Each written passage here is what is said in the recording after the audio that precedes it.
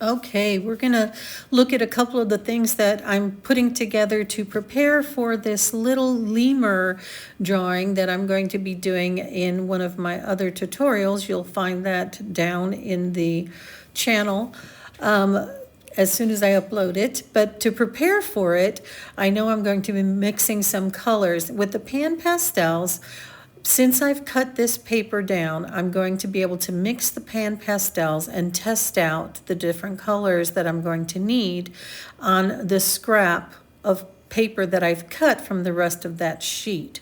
So you can just, using a cotton bud as I'm doing here, I'm going to take some blue, some yellow, and I'm going to be mixing those directly on the paper. You see I've got some different greens already there. I can add more blue, change the color right there on the paper.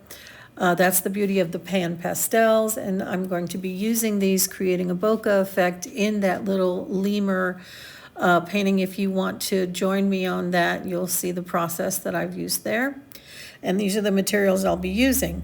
But it's important to note that you've got a Q-tip is all you need, or earbud, whatever we're calling it, to test out your colors. I won't be using a sponge today, but I will be using a little applicator, kneaded eraser. That's going to help to any residual. If my drawing's too dark, I can take some of that and lighten it up. So that's where I'm using my kneaded eraser. I've taped down my paper that I'm going to be working with. All of this prep is going to pay off. I have some pencils I'm going to be using that have broken tips. I drop them all the time, so not a good thing. So be very careful about dropping them, because when you do, even down within the wood, it can break that pastel tip. So when I sharpened it the last time, the tip had been broken, and it just this morning fell out. You can see on the other one there where I've shaved it off. With this one, you can definitely see the tip is gone. So I'm going to show you how I would sharpen that. And this is a technique most people that use the pastel pencils will use. I just always have a little container handy with shavings. I'm going to take a craft knife, or you can use a razor, whatever. Just be careful. And I'm going to take that, the sanding paper that I'm going to keep handy as well. I'm going to take that pencil, the broken one, put my shavings in there. You'll see some little bits already that are in there from other pencils as they've fallen off. But really the craft knife is the perfect way to attack this problem with sharpening these pastel pencils. You don't want to stick them through a regular sharpener. You'll see I'm resting my thumb and just gently going against the wood to a little bit at a time, get down to where I have a good level, like I showed in the other pencil, of the pastel that's remaining showing. You'll know right away if it's one that's broken, and so you just want to get it to this point so you don't have a lot of that wood still up near the tip. That's going to be important so you don't disturb your paper when you're working on it.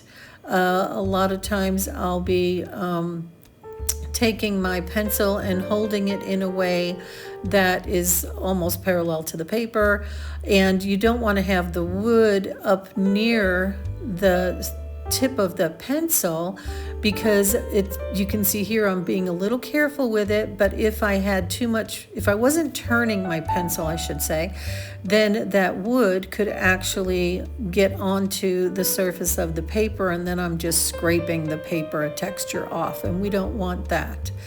So that's what I'm doing here, and you can see there when I'm not being careful how it was getting to that wood place. So you've got to really just kind of make sure when you're sharpening your pencils to make sure you don't try to be as even as possible around, I guess is the point there.